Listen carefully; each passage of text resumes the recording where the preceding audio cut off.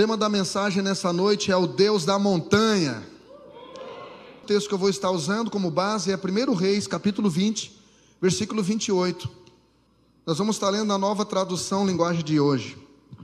Um profeta foi falar com o rei Acabe e disse: o que o Senhor Deus diz é o seguinte. Primeira coisa que eu quero aplicar na sua vida que é: você precisa ouvir a instrução. Preste atenção na instrução. Deus vai usar profetas para a sua vida. Então abra seus ouvidos, alinhe seu coração, dobre sua atenção. Preste atenção na instrução. Muitos dos nossos percursos são comprometidos porque a gente não presta atenção na instrução. Porque essa instrução que Deus vai terceirizar com profetas é uma instrução que sempre vai nos desafiar, que vai nos desafiar a sair da zona de conforto. E aí o profeta disse que Deus disse o seguinte: os sírios dizem que eu sou um Deus das montanhas e não dos lugares planos. Segunda coisa que eu quero aplicar aqui para a sua vida: descarte tudo aquilo, irmão, que o seu inimigo está falando. Amém? Mas não acredite em tudo aquilo que o seu coração está falando. O seu coração pode estar carregado de emoções, seu coração pode estar carregado de bloqueios. Então, descarte o que o inimigo fala, mas também não absorva tudo aquilo que o teu coração está falando. Pare com esse negócio: mas eu senti. Às vezes o seu sentidor não está calibrado pela palavra de Deus. Os sírios falaram então que o Deus que eles serviam e que deu vitória para eles lá na montanha, era um Deus só de montanhas, mas não era um Deus de lugares planos. Por isso eu vou dar a você a vitória sobre o enorme exército sírio. Deus está dizendo: você está vendo esse grande exército aqui à sua frente, de inimigos, muito maior do que vocês, muito mais numeroso. Deus está dizendo o seguinte: que a vitória dele não respeita o tamanho do teu inimigo. Diga para alguém do lado aí: a vitória de Deus só respeita o tamanho da tua fé. Amém? Só isso. Pastor, mas eu estou enfrentando um grande problema. Não é maior que a sua fé. Mas a doença é grande, não é maior que a sua fé. O justo viverá por fé, irmão. E aí o final do texto diz: e assim você e o seu povo ficarão sabendo que eu sou o Senhor. Então, irmão, tudo que Deus faz é intencional. E tudo que Deus faz visa ter uma experiência maior com Ele. Amém? Estenda sua mão para cá, por favor. Libera uma palavra de oração para a minha vida. Se permita nessa noite ser surpreendido por Deus. Deus não está na sua caixinha. Pai, em nome de Jesus, eu quero receber estas orações. Fala comigo, Senhor, antes, e fala com teus filhos através de mim, Senhor. Senhor, eu me esvazio de todo conhecimento. O Senhor sabe que eu só escrevi um roteirinho aqui, mas se o Senhor puder, Senhor, e quiser, pode atrapalhar, fique à vontade. Atrapalha toda a minha organização do meu esboço, mas acessa o coração dos teus filhos que entraram nessa noite, nesse lugar, dispostos e necessitados de ouvirem uma palavra rema, uma palavra viva, uma palavra que é eficaz, uma palavra que é penetrante, que penetra e divide a alma do espírito, divide ossos de medula. Senhor, a tua palavra é apta para discernir propósitos e intenções do coração. Que nesta noite, Senhor, nós sejamos impactados pela tua palavra, no nome de Jesus. Amém? Primeira coisa que eu quero que você aplique para o seu coração, irmão: quem se permite ser treinado por Deus na montanha, e acredite, eu não estou falando aqui de qualquer montanha, eu estou falando aqui da sua montanha, que você enfrenta todos os dias. Quem se permite ser treinado por Deus na montanha, vence todo tipo de vales. Amém? Glória a Deus, porque lá na montanha o tempo muda mais rápido, a oscilação climática. E quando você é treinado por Deus lá, nesse lugar de perrengue, de desafio, você está preparado para vencer qualquer vale. Quando você olha o Antigo Testamento, há 36 vales nomeados biblicamente. Quem estudou geografia bíblica sabe disso. E a palavra vale, no original hebraico, quer dizer emek, lugar difícil. E é interessante que o nosso cérebro, que não é programado para vencer e sim para sobreviver, o nosso cérebro, ele se adapta mais fácil no vale do que na montanha. É mais fácil viver no vale.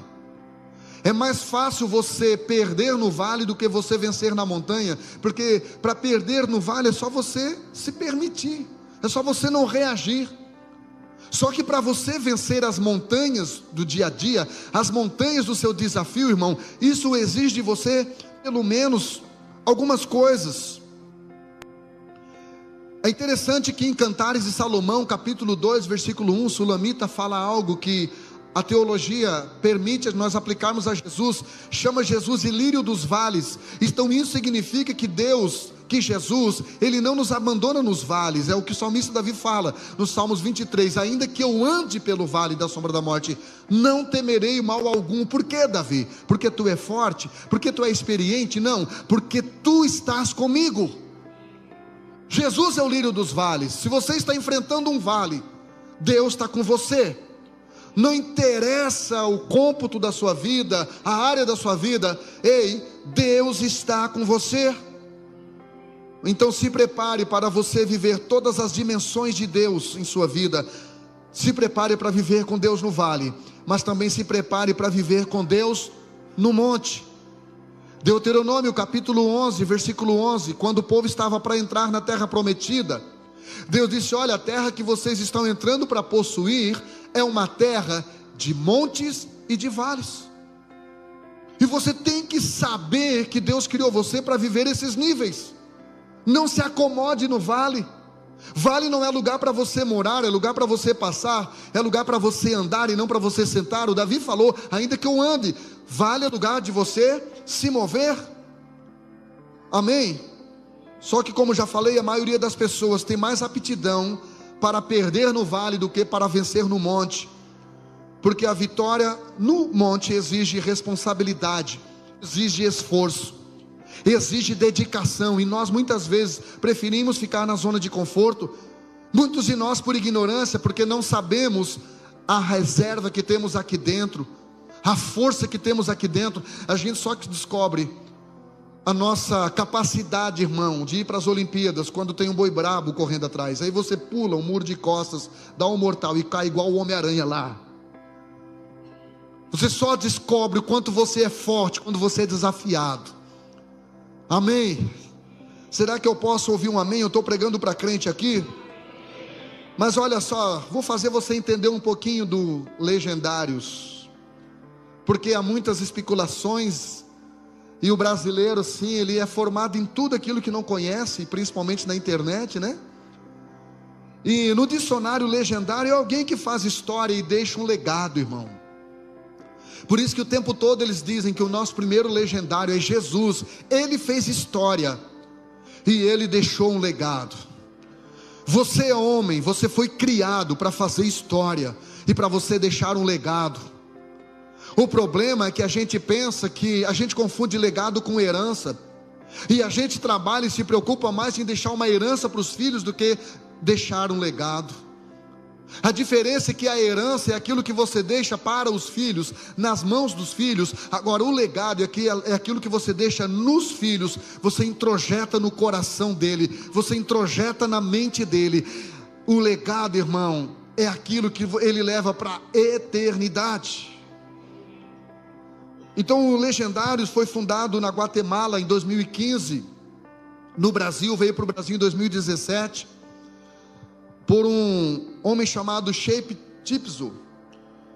E interessante que mesmo sendo originário da Guatemala, 85% dos legendários no mundo inteiro são brasileiros, porque brasileiro é intenso, só não é constante, mas é intenso. Brasileiro é intenso, irmão, mas precisa aprender a ser disciplinado, precisa aprender a continuar. E pastor, o que é esse Raul aí, que vocês pareciam um cachorro em cima? Raul, Raul, Raul. Tem uns que dizem, quem é esse Raul, pastor, que vocês chamam? Raul, Raul. Não, irmão, o Raul, na verdade, esse grito de guerra é, na verdade, onde é que está? Um acrônimo. Pastor, o que é um acrônimo? É quando cada letra fala de algo. Então, não é Raul, é AU, A-H-U. A fala de amor, H fala de honra, e U fala de unidade. E é sobre isso, irmãos. É sobre essas três virtudes que estão desgastadas: o amor, a honra e a unidade. Acerca do amor, Jesus disse: por se multiplicar o pecado nos últimos dias, o amor das pessoas vão esfriar. Ele disse: o amor de muitos, diga assim comigo, graças a Deus, não é de todos. Diga, eu tenho amor no meu coração, por isso eu estou aqui, porque eu amo Jesus, eu amo pessoas. A honra está em desuso, a honra virou um animalzinho em extinção.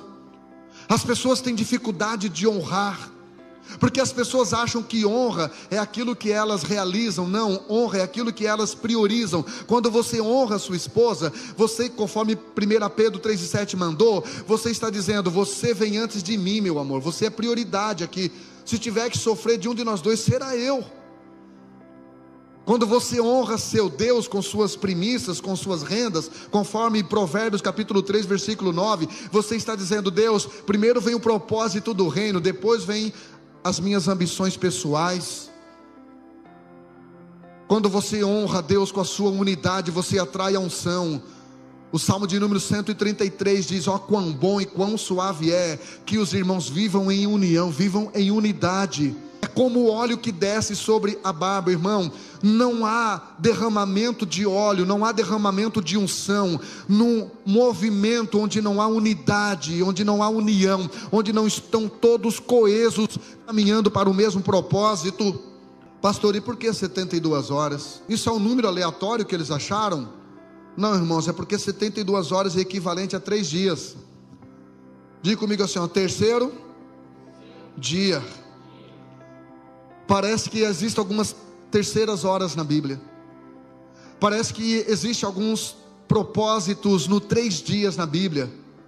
Quando você vê isso, você começa lá em Gênesis, e aí vai até o Novo Testamento, falando desses 3 dias, falando dessas 72 horas, e tudo que está na Bíblia, irmão, foi colocado ali de maneira intencional. Paulo fala que tudo que está escrito é para o nosso proveito que está escrito, ou seja, é para nos ensinar alguma coisa. Parece que 3 dias, irmão, é um período em que você recebe um tratamento de Deus, e tudo que Deus faz tem a ver com 3 dias. Vamos ler Gênesis capítulo 22, versículo 4, quando Deus pede Isaac para o sacrifício a Abraão. Só que a Bíblia diz, irmãos, nesse texto, que no terceiro dia. Por que Deus esperou 3 dias até que Abraão chegasse ao lugar do sacrifício? Porque nesses 3 dias, Deus foi trabalhando no coração de Abraão, Deus foi tirando as dúvidas de Abraão, Deus foi tirando aquele peso. Se fosse talvez no primeiro dia, Abraão não entenderia. Então diga para alguém do lado aí: se limite ao tempo de Deus, se limite ao tempo de Deus. Deus trabalha no tempo dele, e às vezes você não entende. Nós estamos vivendo uma geração que tem muito problema em lidar com o tempo. Aliás, todas as doenças emocionais da atualidade são pertinentes ao tempo: ansiedade, excesso de futuro, depressão, excesso de passado, pecado, excesso de presente. Está tudo coadunado a uma má interpretação do tempo. E aí nesses 3 dias Abraão pensa, Abraão ora, Abraão intercede no seu silêncio. Só ele, Deus, no seu coração. Ele não podia orar em voz alta, porque o seu filho ouviria. Mas a Bíblia diz então: no terceiro dia da viagem, Abraão levantou os olhos e viu o lugar de longe. Foi no terceiro dia que Deus deu visão para Abraão, irmão. Então, não seja precipitado. Se você tiver muito afim de trocar de carro, espere uns 3 dias, vai orar aí, irmão. Se você está afim de separar, irmã, ei, espere 3 dias, vai orar. Nesses 3 dias, peça ajuda. Não tome decisões precipitadas. Porque assim como no terceiro dia, quando Abraão prepara o seu filho para o sacrifício, aparece no mato um cordeiro. A Bíblia diz que um cordeiro preso no mato, um cordeiro substituto. Ei, no terceiro dia Deus trará vitória sobre a tua vida. No terceiro dia Deus dará resposta de oração ao teu coração. No terceiro dia virá a vitória do céu, em nome de Jesus. Êxodo capítulo 19, versículo 11, diz assim: no terceiro dia estejam prontos, pois nesse dia o Senhor descerá sobre a montanha, diga comigo, montanha, do Sinai, à vista de todos. Deus queria manifestar a sua glória. Ei, Deus sempre quer manifestar a sua glória. Deus sempre quer manifestar a sua presença. Deus sempre quer manifestar o seu fogo. Mas primeiro há um período de preparação para o nosso coração. Deus não traz avivamento sem antes preparar o coração. Deus não traz avivamento sem antes preparar o ambiente. Por isso, antes de trazer o avivamento do Espírito Santo, Jesus disse: ficai na cidade de Jerusalém. Há um tempo, há um ambiente preparado para atrair aquilo que Deus quer fazer, para atrair aquilo que a glória de Deus quer fazer. Aleluia. Segundo Reis, vê se está Isa, capítulo 20, versículo 8, diz assim: e Ezequias disse a Isaías: qual é o sinal que o Senhor me sarará, e de que ao terceiro dia subirei à casa do Senhor novamente? O rei Ezequias havia ficado doente de uma doença incurável. E aí Deus manda o Isaías falar com ele. Diz: sabe por que você está doente? Porque você precisa colocar a sua casa em ordem. Irmão, não há altar de poder se há um lar em desordem. A maioria dos pastores que não estão fluindo, não é o problema de falta de habilidade no microfone, irmão, é o problema de falta de alinhamento e humildade dentro de casa. Tem que haver uma conexão e um alinhamento entre lar e altar. Então o profeta diz: arruma a tua casa, coloca em ordem a tua casa, seja homem lá dentro, estabeleça os 3 P's, pastor, provisão e proteção lá na tua casa. Pare de sobrecarregar a tua esposa. Pare de ser o maluco da casa, que vive toda a vida com os nervos à flor da pele. Ei, senão você vai morrer. E de repente Deus diz: não, Isaías, fala para ele agora, já que ele virou para a parede, chorou, se arrependeu, se humilhou, fala para ele que eu vou acrescentar para ele mais alguns anos de vida na terra. E daí o Ezequias pergunta: mas vem cá, qual é a prova que Deus vai me dar de que ao terceiro dia Ele vai me curar? Irmão, se você está doente, fica tranquilo, o seu terceiro dia vai chegar na sua vida.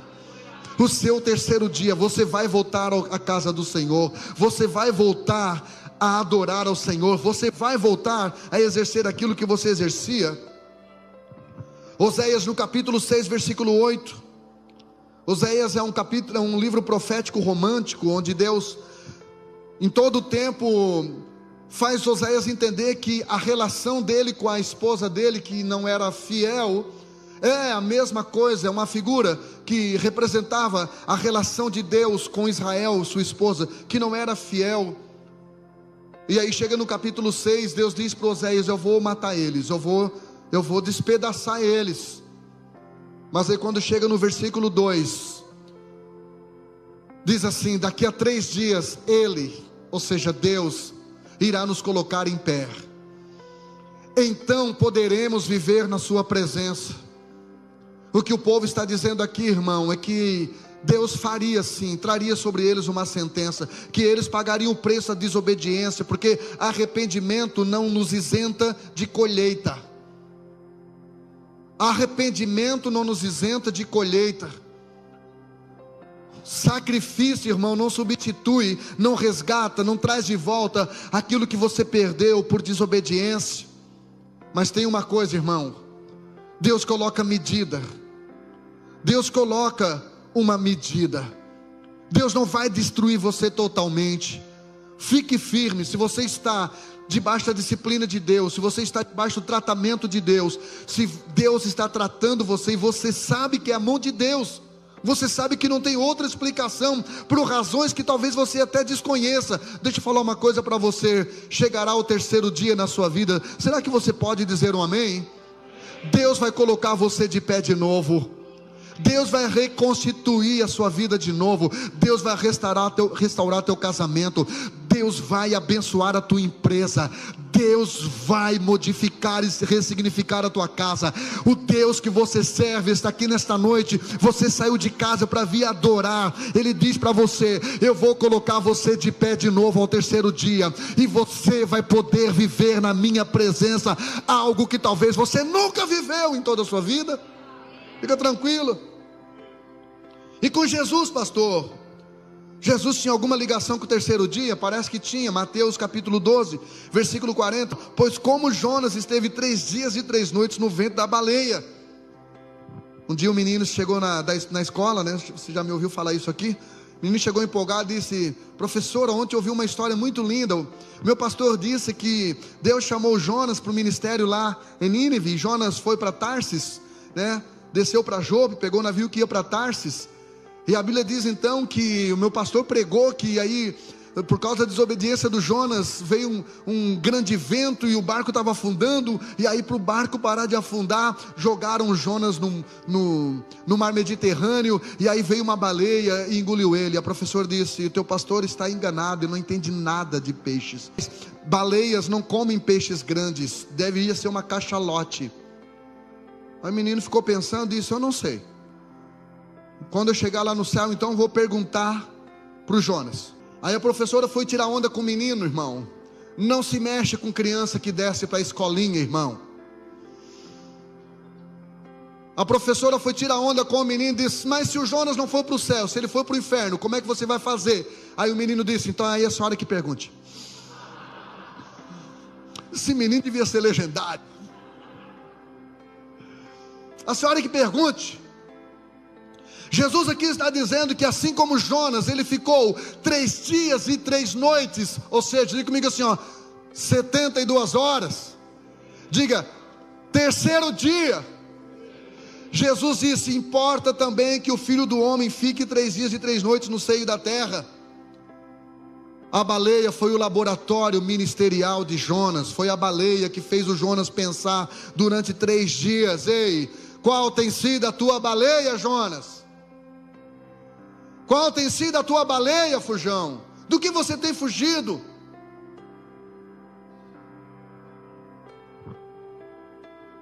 Escolhido não tem escolha. Jonas era a resposta de oração daquele país, daquela cidade chamada Nínive. Tem coisa que é para você, Jonas, e você não vai entender, você vai ficar com medinho, porque você é humano, não consegue ser perfeito. Você vai ficar com medo. Pastor, eu tenho medo de assumir responsabilidade. Eu já fui machucado lá no outro ministério. Eu já fui tratado de outra maneira na outra igreja. Meu irmão, deleta tudo, coloca no lixo. Ei, se Deus te trouxe para essa casa, é para você viver um novo tempo, Jonas. Ei, não precisa você ir para o laboratório de Deus chamado baleia. Mas se você for, Deus vai trabalhar. Deus está trabalhando você. Você não vai morrer nessa baleia, meu irmão. E já que você não ouviu a voz de Deus, Deus não vai falar contigo, Deus vai falar com a baleia. Pega esse cabeçudo e joga ele lá na praia de Jope, porque Nínive não tem praia, então não cometa esse erro. A praia mais próxima de Nínive é 800 quilômetros. Atos capítulo 10, versículo 40. Se eu perguntar para você qual foi o último milagre de Jesus, você sabe, irmão, que é a ressurreição. Você não sabe que é a ressurreição? É a ressurreição, irmão, que dá base à nossa fé. Paulo disse: se Jesus não ressuscitou, se não há ressurreição, nós somos os mais miseráveis desse mundo, porque no fim a gente nem curte o mundo e nem vai curtir a eternidade. Mas aqui a Bíblia está dizendo em Atos capítulo 10, versículo 4: mas Deus o ressuscitou no terceiro dia. Diga comigo assim, terceiro dia. E permitiu que ele fosse visto Aleluia! Então qual foi, quando que aconteceu o último milagre de Jesus? Fala para mim, irmão. No terceiro dia. Ainda não acabou. Pastor, mas eu morri. No terceiro dia Deus vai ressuscitar. Pastor, mas o meu filho desviou. Ei, no terceiro dia Deus vai trazer de volta. Pastor, meu casamento está por um fio. Em 3 dias Deus pode fazer o que esse cabeção desse homem não fez em 30 anos, em 3 anos. Então todo mundo sabe, meu irmão, que o último milagre de Jesus aconteceu e o primeiro? Te peguei, né? Você sabe que foi em Caná da Galileia. Você sabe que foi transformar água em vinho. Agora fala para mim, quando que foi? Você já ouviu alguém pregar sobre isso? Diga comigo assim, 72 horas. É tudo que Jesus precisa para colocar cada coisa no seu devido lugar aqui dentro. Para colocar cada coisa no seu devido lugar aqui dentro, meu irmão. João capítulo 12, versículo 1, que é onde está a passagem do primeiro milagre de Jesus. No terceiro dia, houve um casamento na vila de Caná. Tem tradução que fala em Caná da Galileia. Meu irmão, alguns dizem aqui que foi o casamento de Mateus, aquele menino lá que no The Chosen parece que é autista, né? Parece bem complicado. E a Bíblia diz então que convidaram Jesus. No terceiro dia, lá nesse casamento aconteceu um imprevisto, faltou vinho. E vinho na Bíblia é sinônimo de alegria, de felicidade. Por isso a Bíblia usa a expressão alegre do vinho. E aí, meu irmão, a Bíblia diz nesse mesmo versículo aqui que eu tirei fora, que a Maria estava presente. A Maria não fez o milagre, mas ela, como uma boa mulher que tem uma capacidade de percepção muito melhor que a nossa, né? Homens, ela percebeu que ia faltar o vinho. Ela deu uma olhadinha de canto de olho. Não que vocês sejam controladoras, jamais. Mas vocês têm uma capacidade de perceber aquilo que nós homens não estamos percebendo. E é por isso que elas muitas vezes nos orientam do que vai acontecer. E por nós não darmos ouvido, a gente ouve aquela frase irritante: eu te disse. E elas falam com uma voz fina: eu te disse. Mas Jesus estava ali, irmão. No terceiro dia, quando o casamento aconteceu, e o vinho faltou, o Rei dos Reis, o Senhor dos Senhores, aquele que pega algo comum e transforma em algo sobrenatural, estava ali. Amém? Irmão, a questão não é quantos dias você vive algo. A questão é se nesses 3 dias Ele está ali com você. Ele não vai deixar você passar vergonha. Será que eu estou pregando para crente aqui, meu irmão? Você não vai passar vergonha. Ninguém vai rir de você. Ele vai deixar você chegar ao seu limite. Você vai ter que ter humildadezinha assim. Você vai ter que chegar para Ele e falar o que aconteceu e aquilo que está faltando. Mas fique tranquilo, Ele vai realizar o primeiro milagre na sua vida. Ele vai realizar, Ele vai fazer. Ele não vai deixar ninguém rir de você, meu irmão. Só acredite. E quando fizer uma festa, convide Jesus, leve Jesus, faça Jesus fazer parte dos seus momentos bons, porque momentos bons com Jesus também acontece tragédia, mas não termina em tragédia, porque Ele vem com solução. Em nome de Jesus, amém? Aleluia. Diga comigo então, o Deus da montanha. Alguém me disse: pastor, eu não preciso subir a montanha para virar homem. Eu disse: concordo com você, e eu também já falei isso. Mas a minha resposta para essa pessoa foi: mas você precisa ser homem para subir as tuas montanhas do dia a dia, porque todos nós temos montanhas. Há uma montanha para você, há um desafio para você, homem. Há um desafio para você. Há um nível que você precisa subir para você viver algo que você ainda não viveu. Então a montanha representa movimentação, representa conquista e entrega, representa sucesso e maturidade, representa firmeza, representa força e visão privilegiada. Visão privilegiada, meu irmão. Quanto mais alto você estiver, melhor será a sua visão. Eu moro no 14º andar, eu sei disso. Quando o vizinho, meu vizinho, que mora no 1º andar, vai na sacada, ele só vê o IFSC, ele só vê até o começo da 15 de novembro. Eu, da minha sacada, irmão, vejo o mar, e até vi um peixe voando lá, pulando. Eu não sabia se foi papaterra ou tainha, mas dá de ver. Não se trata de lugar. Tem gente que está numa montanha, meu irmão, olhando lá para baixo, então essa pessoa não vai ver absolutamente nada. Tem gente que está nas suas montanhas, olhando para as suas fraquezas, essa pessoa não vai ver nada. Tem gente que está enfrentando a sua montanha, olhando para a sua incredulidade, olhando para a sua frieza. Então não diga para alguém do lado, não é uma questão de lugar, diga, é uma questão de dimensão. Não é uma questão de endereço, é uma questão de dimensão.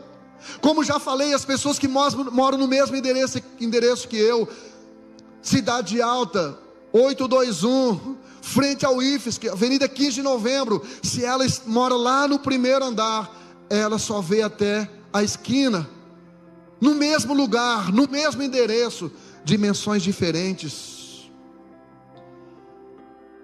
Isso acontece aqui dentro, irmão. Tem pessoas aqui que estão no mesmo lugar, no mesmo ambiente, ouvindo a mesma mensagem, ouvindo o mesmo pastor, a mesma Bíblia, mas a sua visão está limitada, porque a sua dimensão de fé está muito baixa. Ei, Deus está convidando você nesta noite, suba a montanha da fé. O primeiro sermão de Jesus chama-se Sermão da... Então suba essa montanha, abra os seus ouvidos e se permita ser ensinado por Deus, porque Deus quer dar direcionamento para a sua vida, Deus quer dar vitória para a sua vida, Deus quer fazer milagre na sua vida. Então vem comigo.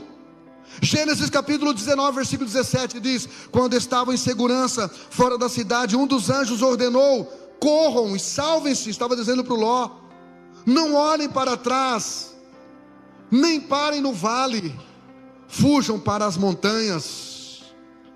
Aleluia. Querido, a montanha aqui significou um livramento para o Ló.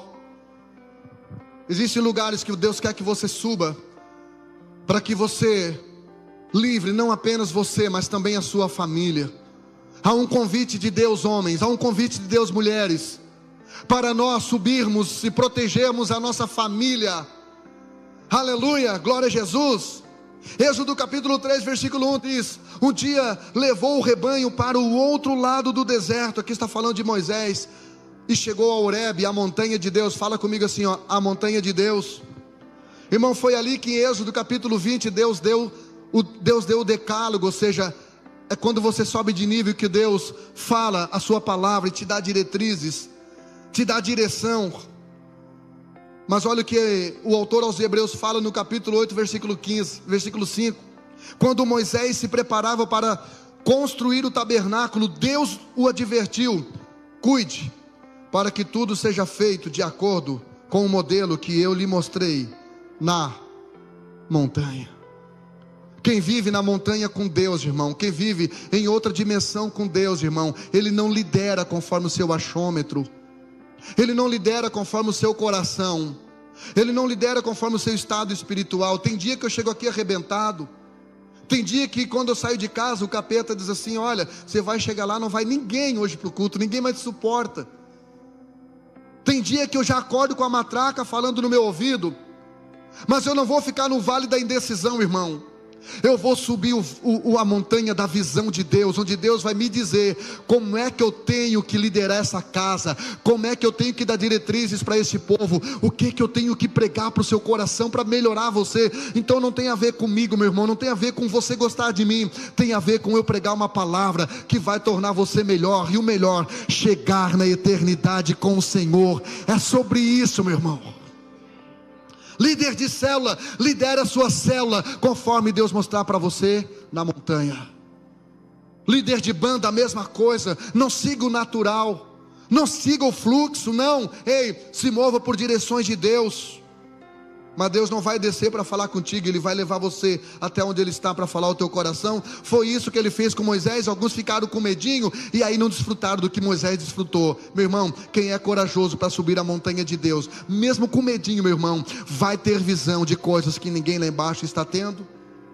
Foi lá na montanha que em Deuteronômio capítulo 11, Deus promulgou as bênçãos em cima da montanha chamada Gerizim, em Samaria. Salmo de número 9, versículo 11 diz: cantem louvores ao Senhor, que habita na montanha de Sião. Deus, irmão, passa pelo vale conosco, amém? Mas sua morada é na montanha. Deus passa com você pelo vale. Pastor, eu estou enfrentando um vale. Deus está contigo. Acho que ali não acreditou, vou tentar aqui. Você está passando por um vale, Deus está contigo, meu irmão. Deus está contigo, fica tranquilo. Não poste nada na internet. Não crie expectativa naquela pessoa que disse que ia te ajudar. Não crie expectativa nela. Espere o melhor dela, mas se prepare para o pior dela, porque Deus vai levar você ao limite dele, para que só o nome dele seja glorificado. A montanha fazia parte do ministério de Jesus, como já falei, Mateus capítulo 5, 6 e 7. O primeiro sermão dele foi o sermão da montanha. Marcos capítulo 3, quando ele chama os discípulos e denomina 12 de apóstolos, a Bíblia diz que ele subiu a uma montanha e escolheu ele. Porque Jesus não escolhe discípulo, irmão, que quer continuar no mesmo nível. Lucas capítulo 6, a Bíblia diz que Jesus subia para a montanha e passava noites inteiras orando. João capítulo 19, a Bíblia diz que ele foi crucificado numa montanha chamada Calvário. E foi na montanha das Oliveiras que ele levou os discípulos para uma despedida. Está lá em Atos capítulo 1, versículo 11. Foi nessa montanha chamada Monte das Oliveiras. Zacarias capítulo 8 diz que quando ele voltar, os seus pés estarão sobre o Monte das Oliveiras. Eu não sei se isto é simbólico, mas foi em cima do Monte das Oliveiras que ele leva os seus discípulos, leva aquelas pessoas que o seguiam, que permaneceram. E aí, quando ele sobe aos céus, de cima da montanha, aparecem, tem tradução que fala um anjo, tem a tradução que fala 2 anjos, e faz uma pergunta para os judeus, faz uma pergunta para a igreja, dizendo: varões galileus, na tradução comum, varões galileus, por que vocês estão olhando para cima? Porque esse Jesus que vocês estão vindo subir, vocês verão descer de novo. Jesus subiu, irmão, de cima de uma montanha, mas ele vai descer. Para quê, pastor? Para nos levar para ele. Ele fala isso em João 14, ele diz: olha, vos levarei para mim mesmo. Paulo, escrevendo sobre isso em 1 Tessalonicenses capítulo 4, versículos 16 e 17, diz: o mesmo Senhor descerá dos céus com alarido, voz de arcanjo, com trombeta de Deus em suas mãos, e aqueles que morreram em Cristo ressuscitarão primeiro. Depois nós, os que estivermos vivos, seremos arrebatados juntamente com eles nos ares, a encontrar com o Senhor nas nuvens, e estaremos para sempre com o Senhor.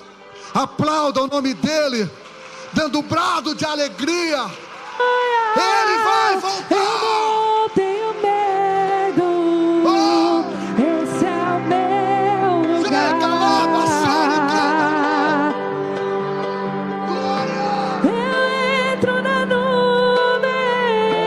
Eu não tenho medo. Levante as mãos e adore. Levante as mãos e adore. Esse é o meu lugar. Eu subo a montanha. Eu subo a montanha. Eu não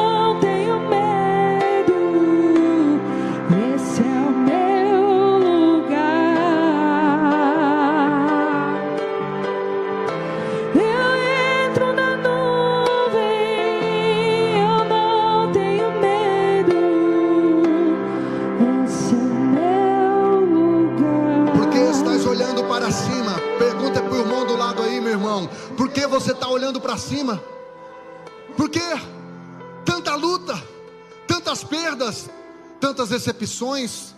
Por que você ainda insiste? Ei, o cão pergunta para você nessa noite: por que tu ainda continua olhando para cima? Por que você ainda continua olhando para o céu? Por que tu está ainda olhando para o céu? Faz tanto tempo que ele disse: eu vou dar um rolê e já estou voltando. Ou seja, eis que vem sem demora. 2000 anos já. Ei, por que você continua olhando para cima? Fique em pé, por favor. Estamos olhando para o céu, porque o céu é o nosso limite. Será que eu posso ouvir um amém? Feche seus olhos, coloque a mão no seu coração e diga comigo: estamos olhando para o céu. Não, bem bonitinho, gente, está gravando. Estamos olhando para o céu. Fecha o olho e abra a boca, em nome de Jesus. Diga: estamos olhando para o céu. Porque o céu é o meu limite. Diga: estamos olhando para o céu. Porque o céu é o meu modelo. Diga: estamos olhando para o céu. Porque o céu é a nossa casa. O céu é a nossa esperança. Diga: estamos olhando para o céu. Porque o céu é a nossa origem e destino. Diga: estamos olhando para o céu. Porque o céu é onde passaremos a eternidade com o nosso legendário número 1, que morreu na cruz para que eu e você vivêssemos na glória. Aplauda o nome do Senhor. Eu quero convidar a banda para subir. Não, aplauda mais, aplauda mais, aplauda mais. Aplauda mais, dê um brado de alegria, dê um brado de vitória. Sheika dalaba sori kandarai. Nós estamos olhando para o céu, irmão, porque não temos plano B. Não tem para onde olhar mais, é só o céu. Lá é o nosso destino, lá é a nossa origem. Viemos de lá, voltaremos para lá. Lá está o Senhor. Eu quero dar um abraço nele. Eu quero abraçá-lo, eu quero amá-lo de todo o meu coração, por esse modelo de montanha que ele me deu, dizendo: Jean, você pode passar pelo vale, mas você não foi criado para viver lá. Eu tenho algo melhor para ti. Pessoas precisam que você suba de nível. Não se acomode. Há uma força aí dentro descomunal, há uma força aí dentro sobrenatural. Foi Deus quem colocou, irmão. Para de mimimi. Deus te criou para rugir como leão e você vive miando como gatinho. Para com isso. Pegue na mão do irmão do seu lado aí, por favor. Pegue na mão do irmão do seu lado. Pegue.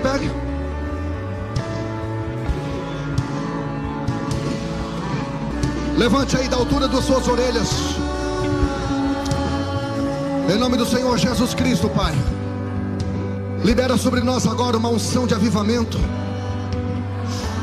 Libera sobre nós agora uma unção de poder.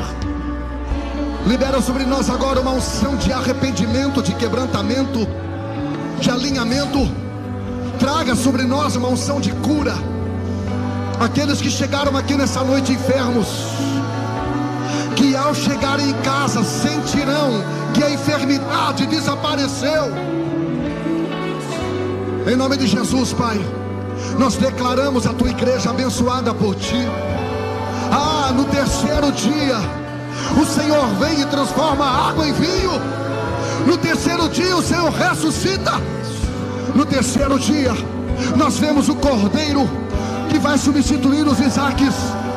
Sim, Senhor, venha sobre nós, venha sobre nós. Vamos, igreja, clama, clama, clama, clama. Uou, cheio, urelabachuri de candelabalas, urelabachuri de candelabaçuri de candelabarraia. Levante as mãos e adore, adore, adore.